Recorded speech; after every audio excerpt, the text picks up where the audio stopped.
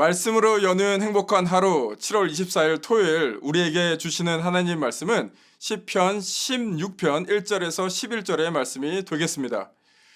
누군가를 사랑한다는 것 여러 가지로 표현되어질 수 있겠습니다. 그 중에서 제가 직접 친구한테 들었던 인상적 표현이 있는데요. 쉐어해 드리겠습니다.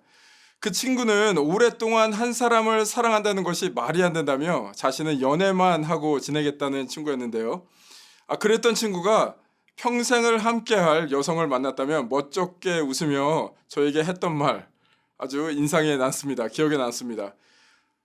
한때 유행했던 가요 제목을 빗대어서 사랑에 빠진 자신의 모습을 아름다운 구속 이렇게 표현을 하더군요. 누군가를 사랑한다는 것은 구속되는 것입니다. 그러나 그 구속은 아름다운 것이죠. 신앙도 그렇습니다. 예전에는 내 맘대로 내 뜻대로 살아가던 삶에서 이제는 하나님께 꽉 붙잡힘을 받습니다. 이제 하나님께 속해서 하나님의 인도하심을 받습니다. 하나님께 구속되어지는 것이죠. 그리고 그 구속은 우리를 억누르고 힘들게 하는 것이 아니라 아름다운 구속이라고 불릴 수가 있겠습니다. 오늘 그 컨셉을 생각하시면서 본문으로 들어가겠습니다. 먼저 1절 읽겠습니다. 하나님이여 나를 지켜주소서 내가 주께 피하나이다. 하나님께 나를 지켜달라고 그렇게 피력하고 있습니다. 하나님께 피하겠다고 고백을 하고 있습니다. 이것은 마치 양의 무리를 지키기 위해서 목자에게 울타리를 쳐달라라고 얘기하는 것과 같습니다.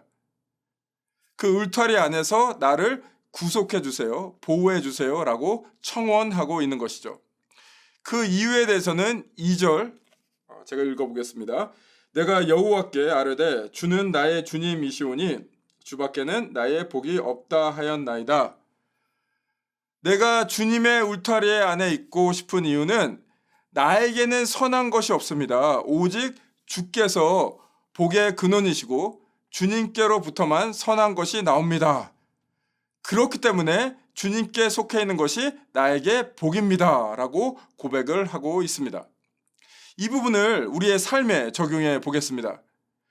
우리의 삶에서 이처럼 한계를 정하는 것이 굉장히 중요합니다. 우리는 아무것도 구속되지 않고 자유롭게 사는 그런 삶을 꿈꿉니다. 그러나 그 어떤 사람도 완벽한 자유를 누리는 사람은 없습니다. 결국 우리는 무언가에게 구속되어집니다.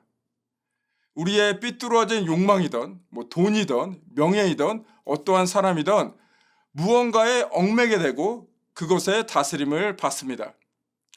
선하신 하나님께 다스림을 받으십시오. 거기에 진정한 자유가 있습니다. 우리의 한계가 명확해질 때 그 선하시고 우리를 사랑하시는 하나님의 다스리심을 경험할 때 진정한 복을 누릴 수가 있습니다. 진정한 자유를 누릴 수가 있습니다. 그 다음 6절 읽겠습니다. 내게 줄로 재어준 구역은 아름다운 곳에 있으며 나의 기업이 실로 아름답도다. 하나님께서 내게 쳐주신 울타리 안에 사는 삶, 내게 주신 삶, 그것이 아름답다라고 표현하고 있습니다. 나에게 주신 일터, 가족, 삶의 자리, 여러분들 만족하시나요? 여러분들 감사하시죠? 네 라고 많은 분들이 대답을 하셨을 것 같습니다. 그러나 때때로 나에게 주어진 상황, 나에게 주어진 사람들이 나를 힘들게 합니다. 그러나 그 모든 것을 받아들이고 주님만을 의지하십시오. 나를 힘들게 하는 사람이 있습니다. 가까운 가족일 수도 있고요. 주위의 동료일 수도 있고요. 나를 너무 힘들게 하는 상황이 있습니다. 정말 이러한 상황이 왜 나에게 생겼는지 이해할 수가 없습니다. 그런 가운데 하나님께서 우리를 홀로 내버려 두시는 것이 아니라 함께 하십니다. 그 안에서 하나님의 아름다움을 만들어 가고 계십니다. 그럼 7절 읽겠습니다. 나를 훈계하신 여호와를 송축할지라 밤마다 내 양심이 나를 교훈하도다. 하나님께서 훈계하신다는 것은 혼내신다라는 것이 아니라 우리를 이끄신다라는 뜻입니다.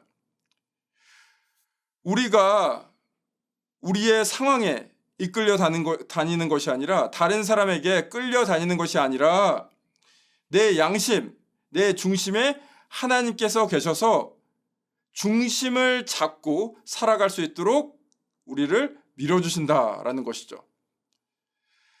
나의 삶의 울타리를 치시고 나를 이끄시는 하나님은 결코 우리를 어두운 절망 가운데 빠지지 않게 하시는 분. 그것이 10절에 표현되어 있습니다. 제가 읽어보겠습니다. 이는 주께서 내 영혼을 스올에 버리지 아니하시며 주의 거룩한 자를 멸망시키지 않으실 것임이다. 나의 삶의 울타리를 치시고 나를 이끄시는 하나님은 결코 우리를 어두운 절망 가운데 빠지지 않게 하시는 분입니다. 우리가 어둠을 지날 수 있습니다. 그러나 멸망하지 않습니다. 그 멸망의 장면을 스올, 무덤과 같은 죽음을 상징하는 표현을 쓰는데요. 아주 센 표현을 쓰는데요. 우리가 고통을 당하고 어둠을 지나나 하나님께서 그 가운데 함께 하셔서 우리의 고통에 동참하시고 결국 우리를 지키실 것이다 라고 고백을 하고 있는 것이죠. 결국 우리를 구원하실 것이다 라고 고백을 하고 있습니다. 그럼 마지막으로 11절 읽겠습니다. 주께서 생명의 길을 내게 보이시리니 주의 앞에는 충만한 기쁨이 있고 주의 오른쪽에는 영원한 즐거움이 있나이다. 생명은 주님께만 있다 라고 고백을 합니다. 영원한 즐거움은 주님께 있다 라고 고백을 합니다. 그리고 이제 주님이 쳐주신 그 울타리 안에서 주님과 함께 영원히 거하겠다 라고 고백을 하며 오늘 본문을 마치고 있습니다. 오늘의 본문 우리의 삶에 적용해 보겠습니다. 하나님 안에 거하십시오. 하나님 안에 거한다는 것은 자신의 한계를 인정하는 것입니다. 하나님 안에 거한다는 것은 나에게 주어진 삶의 상황, 사람들, 모든 것을 받아들인다라는 뜻입니다.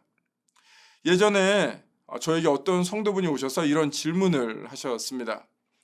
지금 겪고 있는 자신의 어려운 상황을 설명하시면서 왜 나의 가족에게는 이런 질병이 있고 나에게는 이런 경제적 어려움이 있는지, 나의 의도와 다르게 왜 사람들과의 관계는 이렇게 어렵기만 한지 라는 것에 대해서 왜 그런지 속 시원하게 대답을 해줄 수 있겠냐라고 물으셨습니다.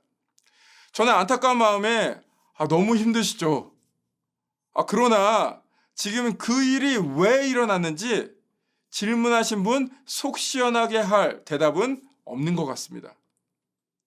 어려운 상황이지만, 너무나 어렵지만 그 상황 받아들이시고 그 어려운 상황 가운데 계신 하나님을 붙잡으시길 제가 권면해 드렸습니다. 그리고 단지 하나님께서 그 성도님을 내버려 두시는 것이 아니라 혼자 이기도록 하시는 것이 아니라 고통에 동참하고 계시다라고 말씀을 드렸습니다. 그 하나님이 결국 고통을 소망으로 바꿀 것이다 라고 그렇게 격려를 해드렸습니다.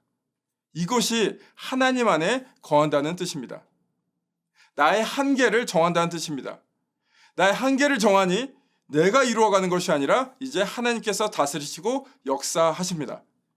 오늘도 하나님 안에 거하시며 신앙의 여정을 힘차게 가고 계신 모든 분들 응원합니다. 포기하지 않고 그 길을 가주셔서 감사합니다. 기도하시겠습니다. 주님, 다시 한번 주님 그 울타리 안에 거하길 소망합니다.